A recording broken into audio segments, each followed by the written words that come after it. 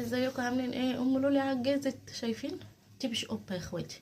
انا عجزت، انا فعلا حسيت امبارح ان انا عجزت. اول مره في حياتي كلها، اقسم بالله في حياتي كلها يجي لي ايه ده الدبوس. شفتوا؟ مفيش، مش مركزه، تعبانه. اول مره يجي لي رعشه، ما بعدها رعشه. والله عمري ما اترعشت الرعشه دي.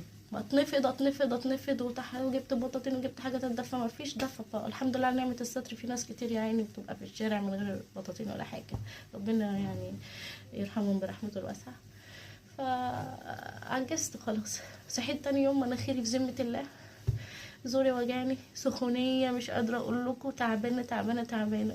الميكرويف اللي حيلتي، اللي جايلي اصلا هديه، اقسم بالله انا مش مشترياه. ربنا يجازيها خير، حبيبتي وصاحبتي والله اللي جابتهولي. عمل بو اول ما حطيت بو. قلت اتخضيت وقلت الحمد لله ما جاش في عيالي. يعني دلوقتي عيالي عيانه،